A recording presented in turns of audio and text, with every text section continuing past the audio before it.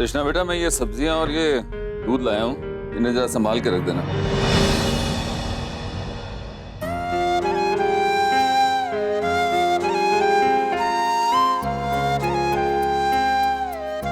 अब सर्दी शुरू हो चुकी है, अब सरसों लाए हैं जी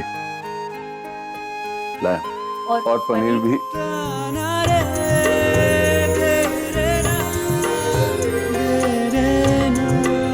जी पनीर भी लाया, नहीं तो मधु और कृष्णा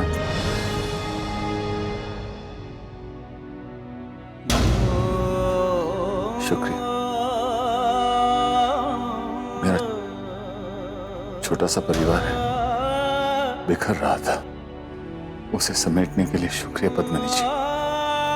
ये तकलीफ सहन नहीं हो रही थी। मैं भूल नहीं पा रहा हूं वो दिन जब सब कुछ सच जानने के बाद जैसे मधु ने मेरी तरफ देखा, वो आंखें, जैसे मेरे ऊपर उसका सारा विश्वास, सारा घमंड सब मैंने तोड़ दिया। मेरी बच्ची, जिस बच्ची को मैंने इतनी सी थी, वो तब से अपनी गोद में खिलाया, जो अपनी बात को सच करने के लिए वो मुझे हाथ लगा के और लोगों के सामने कसम खाती थी कि वो उसकी बात सच है। उस बच्ची का विश्वास टूट गया, उसका विश्वास तो टूटा ही टूटा, मैंने तो उसका दिल ही तोड़ दिया।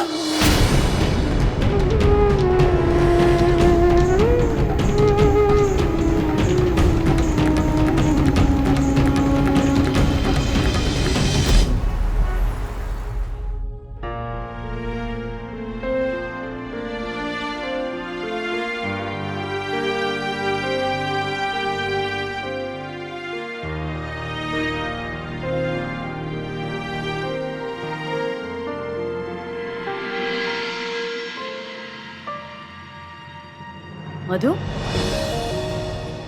क्या बना रही है तू?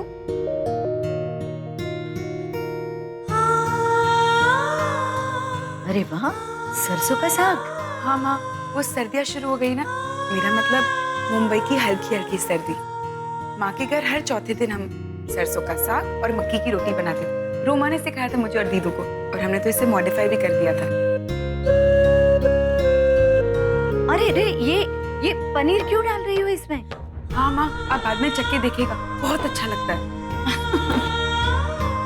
रुकिए, मैं आपके लिए चम्मच लाती हूँ।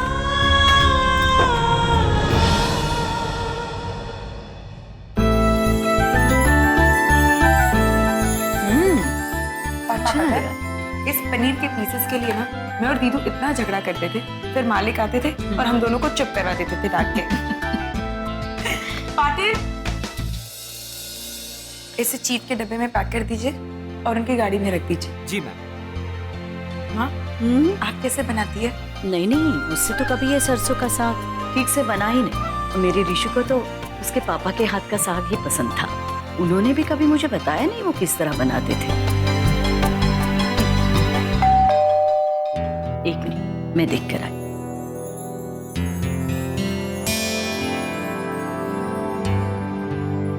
वो मधु से मिल। नमस्ते। नमस्ते राधा जी, मुझे माफ कीजिए, इस तरह बिना बताए मैं। नहीं नहीं, ऐसी बातें मत कीजिए, नहीं तो मुझे लगेगा मेरी भूल के लिए अब तक आपने मुझे माफ नहीं किया।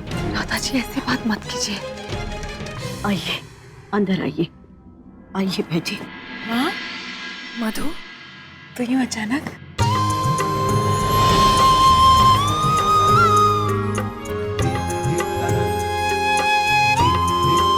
तुम दोनों बातें करो, मैं तब तक देखती हूँ ऋषु का टिफिन कार में रखा कि नहीं। अभी आती हूँ। बैठिए आप। हाँ जी। हाँ?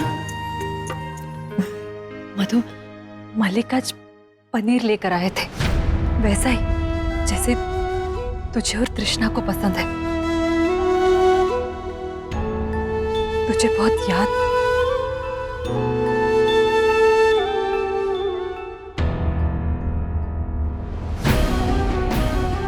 मधु, सच्चाई जानने के बाद तू यहाँ चली आई। मधु, मैं समझ नहीं पा रही थी कि मैं क्या करूं, लेकिन मेरा इस तरह घर छोड़कर जाना, मलिक से दूर जाना, क्या इस बात का जवाब था?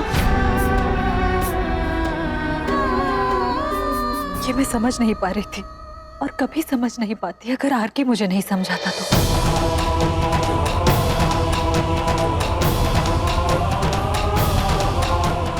हाँ मधु, आरके कल वहां आया था और उसने मुझे समझाया कि इस तरह घर छोड़कर मैंने सही नहीं किया। उसने मुझे समझाया कि गलतियां तो हर इंसान से होती है। इंसान कभी अपने स्वार्थ के लिए गलती कर देता है, कभी किसी के लिए निस्वार्थ प्यार उनसे गलतियां करवा देता है।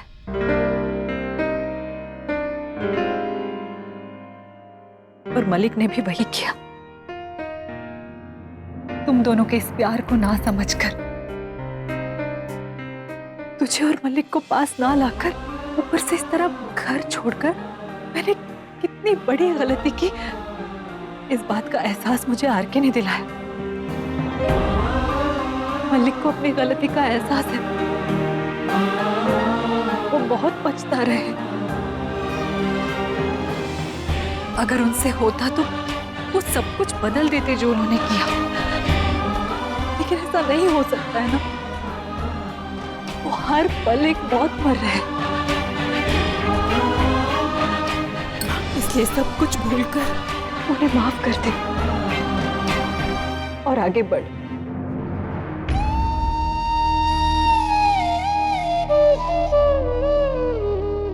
कर पाएगी ना बेटा? बीवी, चलो मेरे साथ अभी।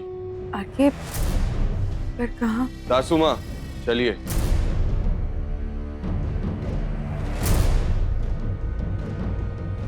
चल।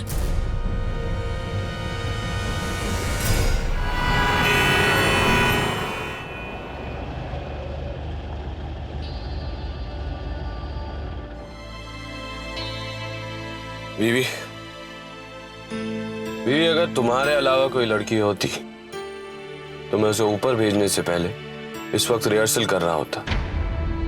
मुझे पूरा विश्वास है कि तुम्हारा दिल और दिमाग दोनों ही सही दौड़ते हैं।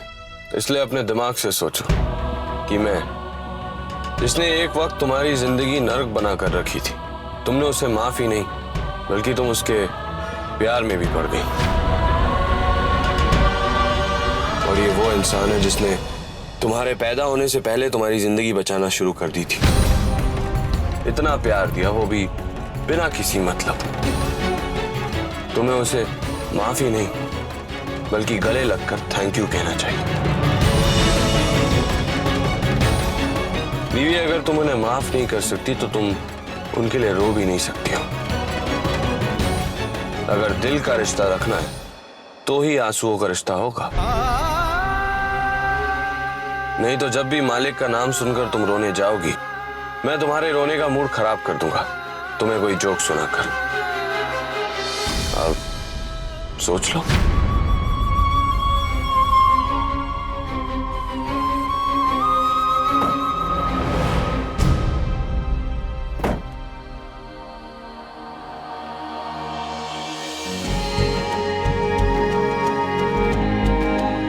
तो अब अगर आप दोनों को कोई ऑब्जेक्शन ना हो तो ये इंसान कुछ काम कर ले। शूटिंग पर जाना है मुझे।